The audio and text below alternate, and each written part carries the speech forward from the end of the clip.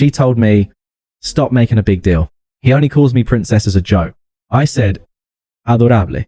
Later, when she introduced me to him at a party, I showed him the text where she called him her backup plan. He left. So did I. Hey viewers, before we move on to the video, please make sure to subscribe to the channel and hit the like button if you want to see more stories like this. Thanks. I've always been the type of guy who believes that trust is a binary concept. You either have it or you don't. There is no middle ground. No trust. But verify, when I started dating Maya, I gave her that trust completely. We had been together for 2 years. On paper, everything was perfect. We had similar career goals. We made each other laugh. And we had just started talking about moving into a bigger place together. But for the last 6 months, there had been a third person in our relationship. He wasn't in our bed. And technically, he wasn't with her. But his presence was suffocating. His name was Mark. Mark was a work friend from her previous job.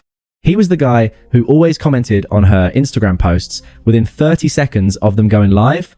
He was the guy who sent her good morning texts that straddled the line between friendly and intimate, and most annoyingly, he was the guy who called her princess. I tried to be the cool modern boyfriend. I didn't want to be the jealous, controlling partner who forbids his girlfriend from having male friends. I swallowed my annoyance when he sent her flowers for her birthday with a card that said, "For the girl who deserves the world." I bit my tongue when he Venmo'd her money for coffee with the caption, "Treat yourself, princess." But the breaking point came on a Tuesday night. We were sitting on the couch watching a movie when her phone lit up on the coffee table. Mark, good night. Princess. Dream of something sweet. Maybe me. Winky face. I paused the movie. The silence in the room was heavy. Maya. I said, keeping my voice level, "We need to talk about Mark." She let out a dramatic groan, rolling her eyes so hard. I thought they'd get stuck. Oh my God. Not this again. What did he do now?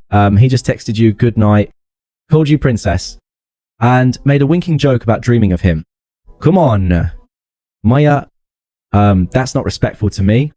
And frankly, it's weird. She snatched her phone off the table and glared at me. You are being so insecure right now. It is honestly exhausting. It's not insecure to expect boundaries. I countered. He's flirting with you openly. He is not flirting. She snapped. That's just how Mark is. He's goofy. He's like a brother to me. He calls everyone nicknames. You're reading into it because you're looking for a reason to be jealous. Does he call his male friends? Does he tell his sister to dream about him with a winky face? She stood up, pacing the living room, effectively turning the situation around on me. You're trying to control who I can talk to. It's toxic. Okay, Mark has been there for me through some really hard times. He's a good friend. I'm not saying you can't have friends. I said, standing up to meet her eye line, I'm saying this guy clearly wants to be more than a friend. And you're allowing it because you like the attention. That was the wrong thing to say. Her face flushed red. Stop making a big deal out of nothing. She shouted, he only calls me princess as a joke. It's ironic. You just don't get our humor because you're too busy analyzing everything like a psycho. She took a breath and then delivered the ultimatum. Look, Mark is having a birthday party this Saturday. I wasn't going to ask you to go because I knew you'd be weird about it. But now I think you have to go. You need to meet him properly, see us interact, and realize how stupid you're being. You need to apologize for acting like this. I stared at her. She wanted me to apologize. She wanted me to go to this guy's party, watch him fawn over her, and pretend I was okay with it to prove I wasn't toxic. Fine, I said, my voice cold. I'll go to the party. Good. She huffed, grabbing her purse. I'm going to my sister's for the night. I need space. Don't text me until you're ready to stop acting like a jealous teenager. She slammed the door. I stood there in the quiet apartment, feeling that unique mixture of anger and doubt. Was I crazy? Was I actually being insecure? For a moment, she almost had me convinced. Almost 2 days later, Maya came back. She acted as if nothing had happened. Sweet, affectionate, talking about our future. It was a strategy I'd seen before. Punish me with absence, and then reward me with affection so I'd be afraid to rock the boat again. On Thursday evening, she was in the shower. I was sitting on the bed reading a book when she yelled out from the bathroom, "Babe, Can you find that photo of us from the beach last summer? Sarah wants to see the swimsuit I was wearing. She wants to buy the same one. Sûr. I shouted back, it's on my iPad. The passcode is your birthday. I picked up her iPad from the nightstand. I wasn't snooping. I wasn't looking for dirt. I genuinely just wanted to find the photo of the swimsuit to send to her sister Sarah. I unlocked it and tapped on the Photos app because she had her Apple ecosystem synced. Her iMes were linked to the iPad. As I opened the Photos app, a banner notification dropped down from the top of the screen. Sarah, I don't know, hearing him talk about it. Don't you think you should just cut Mark off? It seems messy. My stomach dropped. I knew I shouldn't click it. I knew that whatever was behind that notification was going to hurt. But the princess argument was still ringing in my ears. He's like a brother. You're insecure. It's a joke. I tapped the banner. The message thread with Sarah opened up. I scrolled back just a few hours. They had been discussing our fight from Tuesday night. Maya, protagonist, is being so annoying about Mark again. He literally threw a fit because Mark called me princess. Sarah, to be fair, that is kind of cringe. Why does Mark do that? Maya, I don't know. It's his thing. It makes him feel like a big man or whatever. It's harmless. Sarah, but, you know, Mark likes you, right? Like, he's clearly waiting for his turn. I held my breath as I read Maya's response. This was the moment of truth. This was where she would defend our relationship. This was where she would tell her sister that she loved me and that Mark was just a friend. Maya lol. Obviously, I know that, but I can't cut him off. He buys me stuff and boosts my ego when protagonist is being moody. Plus, let's be real. If protagonist ever messes up or we break up, Mark is a solid backup plan until I find someone better. He's pathetic and tries way too hard, but he's useful, safe. I read it 3 times. A solid backup plan until I find someone better. Pathetic, useful. It was a physical blow. I felt the air leave my lungs all the time. She called me insecure all the time. She told me I was crazy. She knew exactly what was happening. She wasn't naive. She wasn't just friendly. She was calculating. She didn't respect me. She saw me as the current option, liable to be replaced if I became moody. AKA had boundaries. And Mark, she didn't respect him either. She was stringing him along, milking him for validation and gifts, laughing at his desperation behind his back. She called him pathetic. I looked at the bathroom door. I could hear the water running. I could hear her humming a song, completely oblivious to the fact that she had just nuked her entire life with a few bubbles of blue text. My first instinct was to storm into the bathroom and scream. I wanted to throw the iPad into the wall. I wanted to pack my bags right then and there, but then I remembered Saturday. I think you have to go, you need to meet him properly and realize how stupid you're being. A cold, terrifying, calm, washed over me. It was a sensation I had never felt before. The absolute absence of love. It was like a switch had been flipped. I didn't love her anymore. You can't love someone who views people as useful backup plants. I took my phone out of my pocket. I took a high-resolution photo of the conversation on the iPad screen, ensuring the timestamps and names were clear. Then I took a second photo, zooming in on the paragraph where she called Mark pathetic and a backup plan. I closed the Messages app. I found the photo of the swimsuit. I texted it to Sarah from Maya's iPad, adding a cheerful, here it is. I put the iPad back on the nightstand, exactly how I found it. When Maya came out of the bathroom wrapped in a towel, smiling at me, I smiled back. Did you send it? She asked, drying her hair. Yeah. I said, so, thanks. Baba, you're the best. She leaned in to kiss me. I didn't pull away. Il let her kiss me. But in my head, I was already gone. I was just counting down the hours until Saturday night. I've been thinking about what you said. I lied. My voice steady. You're right. I've been insecure. I really want to come to this party on Saturday and make things right with Mark. Her eyes lit up. She looked triumphant. I knew you'd come around. It's going to be so much fun. You and Mark are going to get along great once you stop being so defensive. Oh, I'm sure we will. I said, I think Mark and I are going to have a lot to talk about. Saturday night arrived. I dressed carefully. A nice shirt, good jeans. The watch she hated because she said it looked too serious. It felt strange. Usually, going to a party where I felt uncomfortable meant a knot in my stomach. Tonight, I felt nothing but a chilling calm. I was walking into an ambush, but I was the only one wearing armor. Maya was vibrant, practically buzzing with nervous energy. She interpreted my calm demeanor as submission. In her mind, she had won. She had broken my insecure streak, and now I was going to play nice with her orbiter. You look hot, she said, kissing my cheek as we parked in front of a sprawling suburban house. Just relax tonight. Okay. Mark is really excited to finally hang out with you properly. I'm excited to... I said the party was already in full swing. The music was loud. The kitchen island was covered in liquor bottles. And about 30 people were milling around. We hadn't been inside for 5 minutes before Mark materialized. He was taller than me, with the kind of loud salesman energy that takes up too much space in a room. He had a beer in one hand and immediately draped his other arm around Maya's shoulders. Squeezing her tight, there she is. He boomed. He looked at me, his smile not quite reaching his eyes. And you brought the ball and chain. Good, man. Glad you could make it out of the dungeon. It was a stupid alpha posturing joke. A week ago, it would have made my blood boil. Today, it just felt pathetic. Wouldn't miss it. I said, shaking his hand.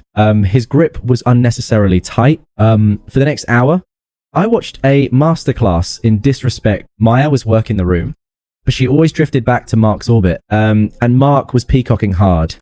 He was constantly touching the small of her back, whispering in her ear so she'd giggle, and making sure my glass was always empty while hers was full. Every time he did something boundary crossing, Maya would glance at me, checking to see if I was going to crack. I just smiled, sipped my water, and waited. The climax happened near the kitchen island. Someone was making a toast to Mark for his birthday. The room quieted down. Mark held up his glass, basking in the attention. He looked over at Maya, giving her a look that was entirely too intimate for a brotherly friend. Thanks, everyone. Mark said. Then he winked at Maya. And thanks to my princess for organizing the booze run. I'd be lost without you. Girl. A few people chuckled. Maya beamit. Soaking it up, she shot a triumphant look my way. See it. Her eyes said, it's just a joke. You're okay with this. It was time. I set my water glass down on the counter with a quiet clink. I walked around the island, stepping into the center of the small circle right next to Mark. Actually, Mark? I said, my voice clear enough to cut through the low chatter before we keep celebrating. I owe you an apology. The room went dead silent. Mayas, smile froze. Mark looked confused but pleased. Oh yeah. Mark puffed his chest out slightly. What for? Men? I've been giving you a hard time about your friendship with Maya. I thought you were stepping on my toes. I said, maintaining perfect eye contact. I didn't realize the actual dynamic here. I didn't realize you were just the insurance policy. Mark's brow furrowed. The what? I pulled my phone out of my pocket. I had the photo of the text message queued up. Brightness at 100%. I think you need to see this. I said, holding the screen directly in front of his face. It's a text. Maya sent her sister on Thursday while I was in the other room. Read the second paragraph. The one about you. Mark looked at the phone. He squinted, then his eyes widened. I watched the blood drain from his face. I watched the cocky, loudmouth salesman deflate in real time as he read the words. A solid backup plan. Pathetic. Useful. Maya rushed forward, grabbing my arm. Her fingernails digging in. Protagonist. What are you doing? Stop it. You're making a scene. I shook her off gently. I didn't look at her. I kept my eyes on Mark. Mark finished reading. He looked up at Maya. The betrayal on his face was raw. This wasn't a guy who thought he was a friend. This was a guy who thought he was next in line. Suddenly realizing he was just a joke, she told to her sister, pathetic. Mark's voice was a strangled whisper. He looked at her with pure venom. I'm useful. Mark? No. He's taken it out of context. Maya's voice was shrill. Desperate. It was just girl talk. I was just venting because he was being annoying. Mark laughed. A harsh, barking sound. He shoved his half-full beer into Maya's hands, splashing it onto her dress. You're a Maya? He said, loud enough for everyone to hear. An absolute manipulative, get out my house. He turned and stormed out the back door into the yard. The silence in the kitchen was deafening. Every pair of eyes was glued to Maya, who stood there shaking, beer dripping down her expensive dress. She slowly turned to look at me. Her eyes were wide with terror and disbelief. The mask was completely gone. How could you? She whispered, her voice trembling. You ruined everything. I was just trying to...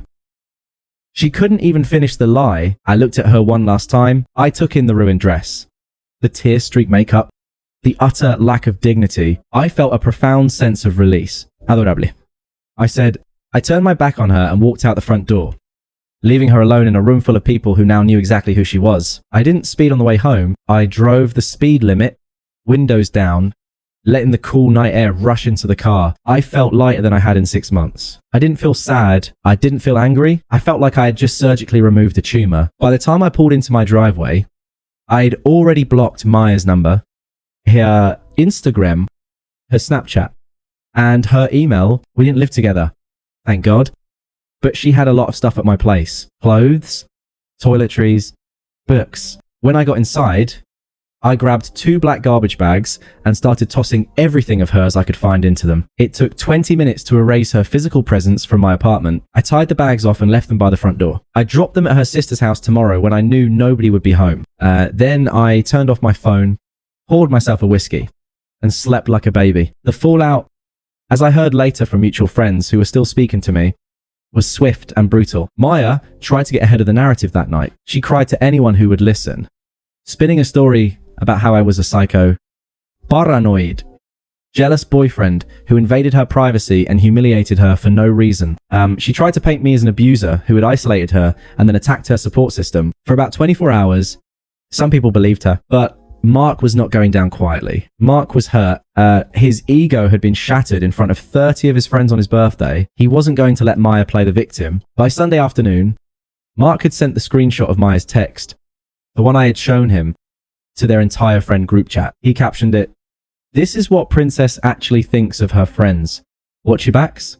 Seeing the words in black and white changed everything. It wasn't just that she was emotionally cheating on me, it was the cruelty with which she spoke about someone who did everything for her. Calling Mark pathetic while letting him buy her things turned everyone's stomach. The narrative flipped instantly. Maya wasn't a victim of a jealous boyfriend. She was a manipulator who got caught playing 2 guys against each other and lost both. Her social circle fractured. The girls who used to validate her behavior distanced themselves, not wanting to be associated with the drama. The guys, seeing how she treated Mark, stopped giving her the free attention. She thrived on, I heard she was staying at her sister's, too embarrassed to show her face at her usual spots. For my part, I didn't engage. When mutual friends reached out to ask what happened, I gave them the simplest, most boring version of the truth. We had different values regarding respect in a relationship.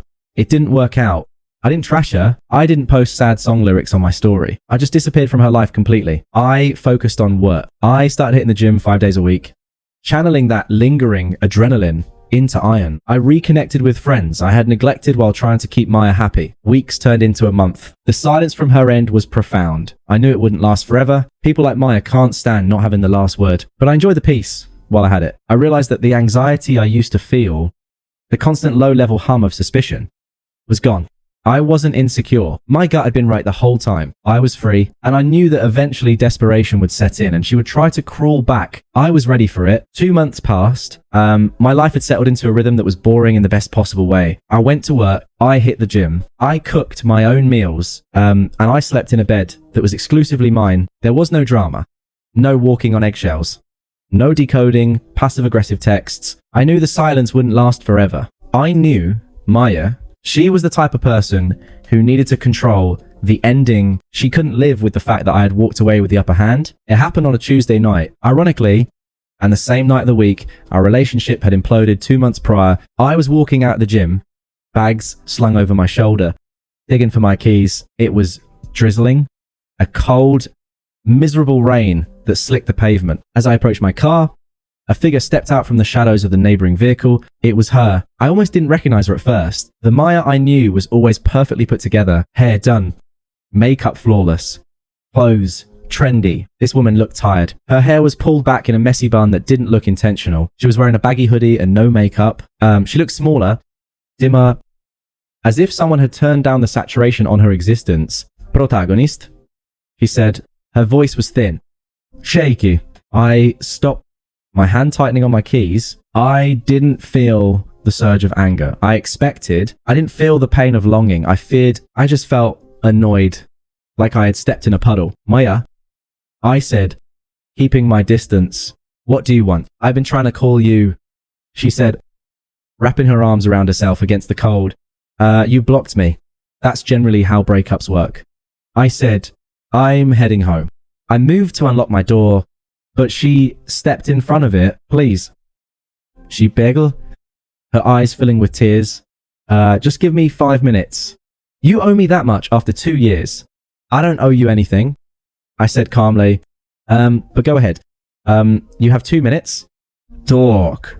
She took a shaky breath. I know I messed up. I know the text looked bad, but you have to understand context. Mark was obsessed with me. He was creepy. I was scared to cut him off because he was so intense. I only wrote that stuff to Sarah to make it sound like I was the one in control, so she wouldn't worry about me. I was just venting. It was a masterclass in rewriting history. In her version, Mark wasn't her brotherly friend or her backup plan. Suddenly, he was a stalker. She was bravely managing, so I said, my voice dry. You called him princess and accepted his gifts and used him for validation because you were protecting yourself. I was confused. She cried, stepping closer. I needed attention because you were so distant. If you had just been more supportive, I wouldn't have needed him. We can fix this. I miss you. I miss my best friend. I've cut Mark off completely. Obviously, it's just us now. She reached out to touch my arm. I took a step back and her hand fell into empty space. When she realized the tears weren't working, the shift happened. The sadness evaporated, replaced by a flash of the entitlement I remembered so well. You know, you didn't have to do that at the party. She snapped, her voice hardening. You humiliated me. You ruined my reputation. People are saying awful things about me because of you. It was cruel. You're supposed to be the nice guy. I was the nice guy. I corrected her, and you treated the nice guy like a placeholder. I made a mistake.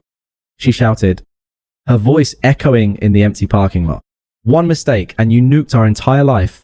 Don't you think that's a little bit of an overreaction? Don't you think you're being a little bit dramatic? There it was. Even at rock bottom, standing in the rain, she was still trying to gaslight me. She was still trying to convince me that my reaction to her betrayal was the real problem. I looked at her, really looked at her for 2 years. I had thought she was the prize. I had thought I was lucky to have her. I had put up with the orbiters, the disrespect, and the jokes because I was afraid of losing her. But standing there under the flickering parking lot light, I realized the truth. She wasn't a prize. She was a liability. She was a bad investment of time, energy, and emotion. I checked my watch. Time's up. That's it. She scoffed, crossing her arms. You're just going to walk away. You think you're better than me. I don't think I'm better than you. Maya, I said. My voice was low, steady, and devoid of any emotion. I wasn't trying to hurt her. I was just stating facts. I just think I'm finished. You'll regret this. She sneered, though I could hear the desperation creeping back in. You're going to be alone, and you're going to realize that nobody else is going to put up with your insecurities.